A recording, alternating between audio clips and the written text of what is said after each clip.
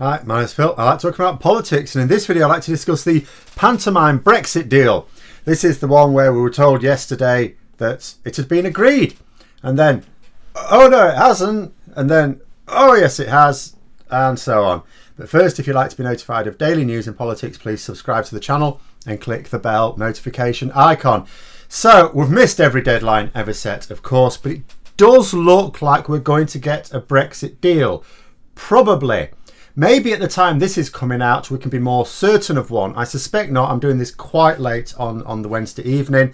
The very hardline Brexiteers in the ERG, if this is true, and it seems to be, will be furious. They'll be absolutely fuming. We can worry about that later. However, as is typical of Brexit, even the end of the negotiations are a massive chaotic mess.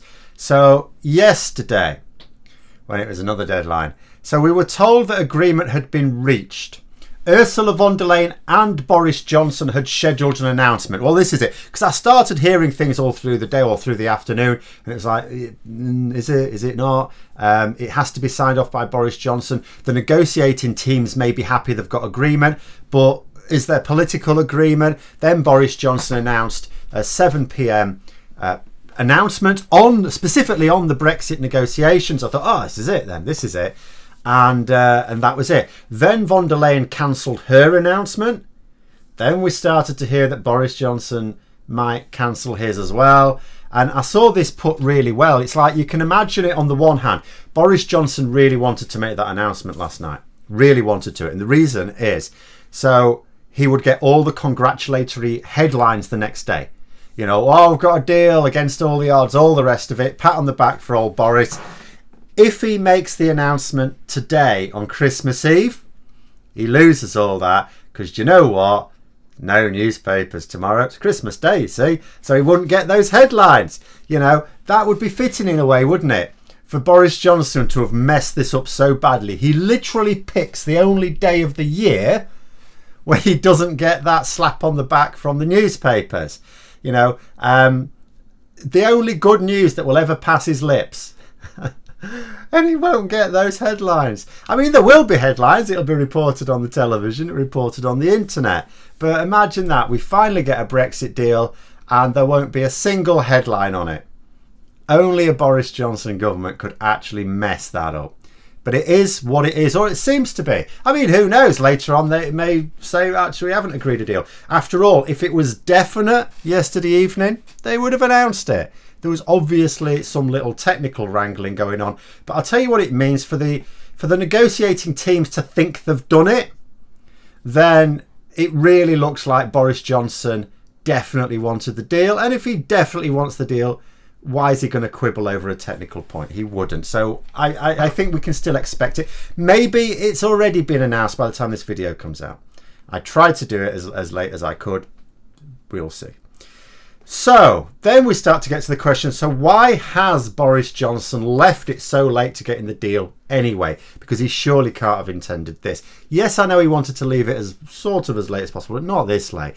Don't give me any crap about trying to get the best deal either. Of course, he would like to have got the best deal that he could. Of course he would.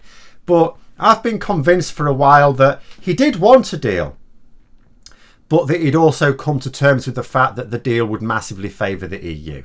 I don't know whether he ever believed otherwise, it has to be said. That didn't matter in a way because he can sell anything to the public as a great deal regardless. He'll just say it's a great deal. No one's going to read it. His only problem would be the influential hardcore Brexiteers like the ERG in his own party, Nigel Farage and so on, who, I mean, they won't read it either, but they will have it read to them.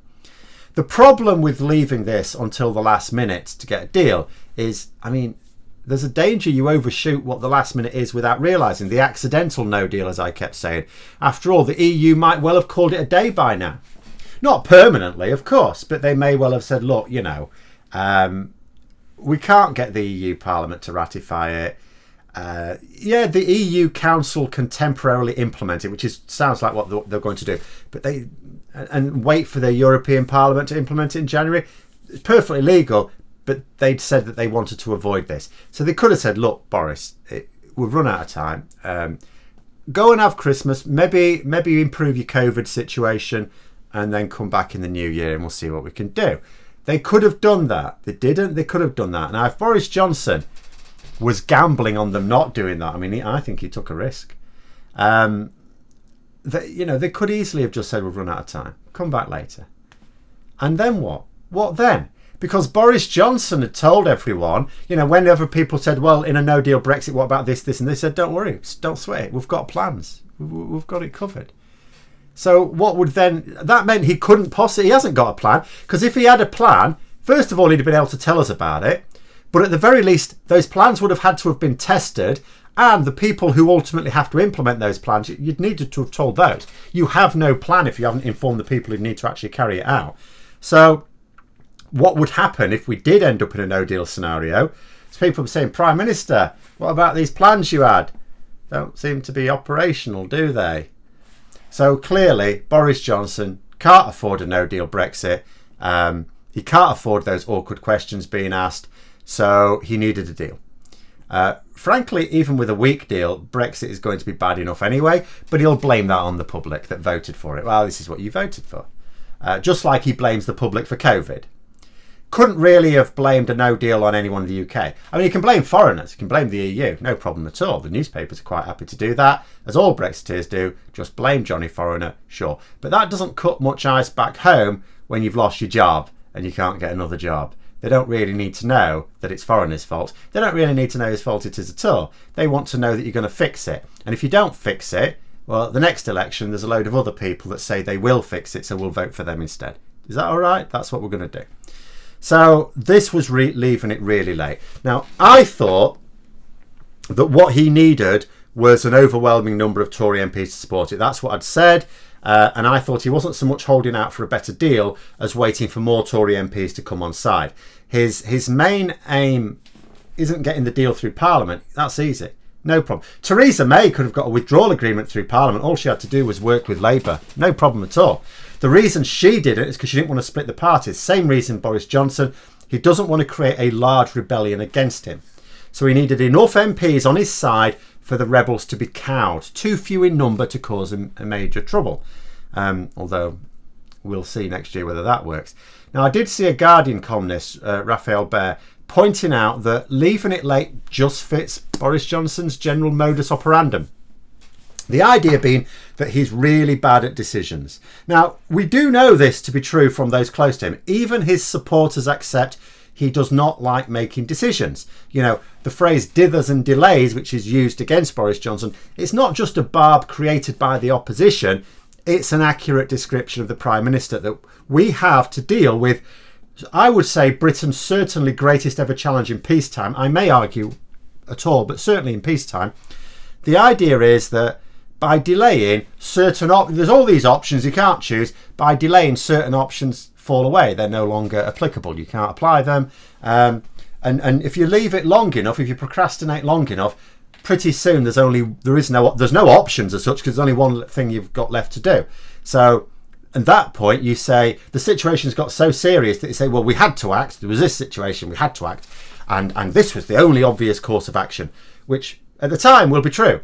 There were other options earlier on, but at the time it will absolutely be true. And because of the delays, there won't be anything else to do. Baer suspects that this is also responsible for the taking so long of the deal, which would fit, absolutely would fit his behaviour. But, it would also mean, of course, that it would fit more Conservative MPs. There may be some Conservative MPs that back in October were not quite sure about the terms that had been agreed at that point, and we're going, no, we can't really accept this. Maybe when it gets to the point where you either accept it today or it's a no-deal Brexit, more Conservative MPs come on board. So both could sort of be true there. Consider this. So the agreement is now so late. So late that I'm actually ahead of time here, because we could find out later today it's all collapsed. But I don't think it will be. I don't think anyone, it's not my opinion, I don't think anyone close to the project thinks that it's going to collapse now. But it's so late now, there is no time for proper scrutiny before a vote in Westminster on December the 30th. Now, this is approximately 2,000 pages, maybe a bit more. 2,000 pages of a very important treaty. It would take weeks at least, maybe even months, to properly scrutinise. You know, with all the implications being properly considered by people with the expertise to do so. There is absolutely no way that MPs can possibly know what they're voting for next week. No way at all. Most will not even read it. Now, to be fair, there wouldn't be much point. Most MPs don't read long documents like this anyway. They rely upon, other than for curiosity, they rely upon experts providing summaries of the key points that would be relevant to them. That's what they need, experts to read it for them and to tell them what they should know. This cannot happen, not enough time. An absolute gift for Tory MPs. Absolute gift. Because they will be worried about the next general election. Boris Johnston doesn't care. If he's ousted or chooses to resign, whatever, he'll just go and make a fortune on the speech circuit. As an ex-Prime Minister, he can command very high salary. And he's pretty good, by all accounts, at telling crap jokes to drunk businessmen. He'll just do that, earn a fortune. Millions he'll get. But Conservative MPs, most of them, would quite like to win the next general election. They quite like being on the gravy train.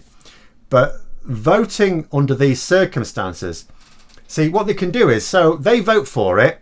Now, let's say it plays out in the public, next year, the year after, the public are very happy with the deal. Brilliant. They supported it. They're on record of supporting it. I helped you get that deal that you like. Now, what if it doesn't? What if it goes down like a lead balloon? Well, then they can say, when it all starts to come out, how actually it's not such a great deal after all, and the public turn against it, then they can say, well, there wasn't time to read it properly. They voted for it because they took it on trust. Boris Johnston told them it was a great deal, and they trusted him. He was their leader, and look, he betrayed them, the little tinker. And they're as outraged as anyone when they found out what it actually said. They will say that they didn't want to risk the no deal because that would have been worse. And inevitably, whatever this deal is, no deal would have been worse. So that's what they will say. So the late agreement protects them because it means, understandably, there wasn't the time for proper scrutiny, and it means they get a safety net. So if it turns out voting for it turned out not to be the best decision, that's their safety net. Whatever Johnson has agreed to is the best he's going to get now. It's not necessarily the best we could have got if we'd have negotiated earnestly from the start, but nobody will actually know what we could have got because we never tried it. So ultimately, all people will ever do is compare this deal with no deal. Or maybe compare it with what we had as members, EU members. That's what I shall be doing. Even the Telegraph, which is a pro-Brexit, although not a pro-no-deal Brexit, so it's not in favour of leaving without a deal, but a pro-Brexit newspaper said that the EU had completely outsmarted us and would get the deal that they wanted. They'd get everything they wanted, and we would get almost nothing. Now, I don't want to comment too much on the details of the deal, because obviously it's not there. I mean, it hasn't even been officially agreed. Their legal texts haven't been published. I haven't read it. And I haven't seen any expert opinion of it because you know what, they haven't read it either. Hopefully I can soon, but obviously Christmas is going to mean a delay of probably several days for me to be able to do that. However, I think I can say fairly safely that despite the Daily Mail seem to think, if we've got an agreement, that must mean France folded.